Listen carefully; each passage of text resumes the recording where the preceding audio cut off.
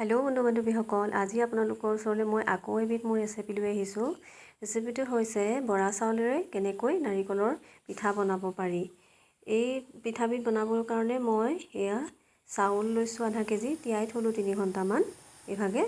তাৰ পাছতে মই এটা খৰাহী এইদৰে চাউলখিনি অলপ সময় উলিয়াই থৈ দিলোঁ পানীটো শুকাবৰ বাবে। এয়া দেখিছে, তাৰপিছত পানীখিনি যেতিয়া শুকাইছে মই এটা মিক্সি বাতিত চাউলখিনি দি মিহিকৈ খুন্দি লৈছোঁ। এয়া পিঠাগুড়িখিনি ধুনীয়াকৈ মোৰ খুন্দা হৈ গৈছে। এতিয়া মই ভালকৈ চালি ল'ম চালনি দি। এতিয়া মই অলপ অলপকৈ মিক্সিৰ পৰা উলিয়াই পিঠাগুড়িখিনি ভালকৈ চালি লৈছোঁ। এনেকৈ গোটেই পিঠাগুড়িখিনি মই চালি লওঁ অলপ অলপকৈ। চাব যাতে আপোনালোকেও এই পিঠা বনাবলৈ যিখন চালনি ব্যৱহাৰ কৰে, চালনিখন যাতে অলপ ভাল হয়, তেতিয়া পিঠাবিলাকো ধুনীয়া হয়, ভালকৈ উঠে। পিঠাগুড়িখিনি চালি মই এইদৰে এটা বাতিত থৈ গৈছোঁ। আৰু তাৰ পাছত যাতে পিঠাগুড়িখিনিত যাতে বতাহ নালাগে সেইকাৰণে মই এখন থালেৰে ভালকৈ ঢাকি থৈছোঁ। এয়া দেখিছে, এতিয়া মই নাৰিকলখিনিও এখন কেৰাহী গৰম কৰি তাতে চেনি দি অলপ ভাজি লৈছোঁ ভালকৈ। ইলাচি দুটাও দি দিছোঁ লগতে তেতেলিয়াই। এয়া দেখিছে, নাৰিকলখিনি মই ধুনীয়াকৈ ভাজি ল'লোঁ। এতিয়া পিঠাখিনি বনাবলৈ আৰম্ভ কৰোঁ আহকচোন। এয়া দেখিছে, এখন টেৱা মই ষ্ট'ভত গৰম কৰি লৈছোঁ। অলপ গৰম হৈ ল'বলৈ দিছোঁ।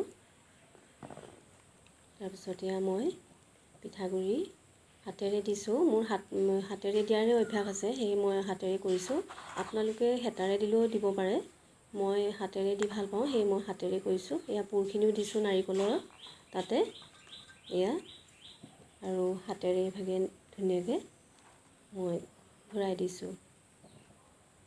এয়া দেখিছেনে, পিঠাটো কিমান ধুনীয়াকৈ ৰেডি হৈ গৈছে।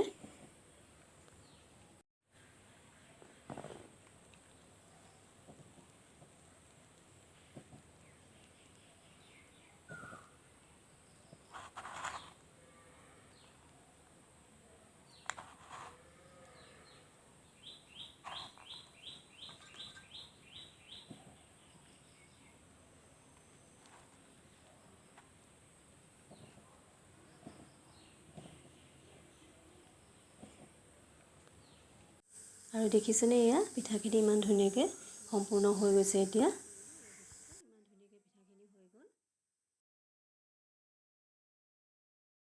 বন্ধু বান্ধৱীসকল, আপোনালোকে আৰু এটা কথা মনত ৰাখিব, যেতিয়াই পিঠাগুড়িখিনি পিঠা বনাবৰ বাবে আপোনালোকে চালি থৈ যাব নহয়, তেতিয়া কি কৰিব, সেই বাতিটোত পিঠাগুড়িখিনিত ভালকৈ ঢাকোন এখনেৰে ঢাকি থ'ব, যাতে পিঠাগুড়িখিনি বতাহ লাগি শুকাই নাযায়।